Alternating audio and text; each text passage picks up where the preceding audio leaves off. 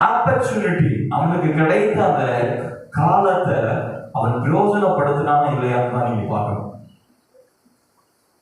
அவனுடைய பர்பஸ் சோறு கொடுத்துட்டு போகணும் அப்படிங்கிறது, சாப்பாடு கொடுத்துட்டு போகணும் தன் சகோதரர்களுக்கு. ஆனால் அவன் என்ன சொன்னான் அப்படின்னா, இல்ல என் மேல ஒரு திட்டம் உண்டு, எனக்கு கர்த்தர் என்னை குறித்து வைத்திருக்கிற ஒரு திட்டம் உண்டு, அந்த திட்டத்தை நான் செய்வதற்கு இது நேரமா, இது சரியான நேரமா இருக்குமா என்பதை அவன் உணர்ந்து அந்த நேரத்தை அவன் பிரயோஜனப்படுத்தினதுனால வேத புஸ்தகத்தில் தாவீதை யாரும் சொல்றோம் அப்படின்னு சொன்னா, அவனையும் இஸ்ரவேலுடைய ராஜா அப்படின்னு சொல்லி நம்ம என்ன செய்வோம், அழைக்கிறோம்.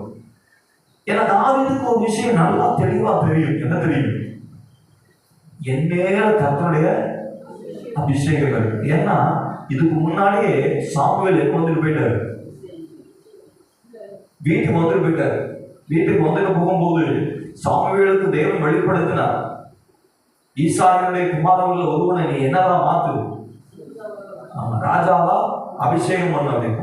அப்ப அவன் ராஜா அபிஷேகம் பண்ணுவதற்காக தான் வீட்டுக்கு வந்தா. தாவீது வரல, அதெல்லாம் நமக்கு கதையெல்லாம் நல்லா தெரியும். ஆனா தாவீது கடைசியா வந்தா, தாவீது வந்த தாவீத கடைசியில சாமுவேல் என்ன பண்ணாரு, தைல குப்பி எடுத்து அவன் தலையில ஊத்தி அவனை அபிஷேகம். அப்ப தாவீதுக்கு ஒரு விஷயம் நல்லா தெரியும், என் மேல தேவனுடைய திட்டம் இருக்கிறது. So this is an opportunity. இதுதான் அந்த நேரம் அப்படிங்கிறதுல அவன் எப்படி இருந்தான், தெளிவாக.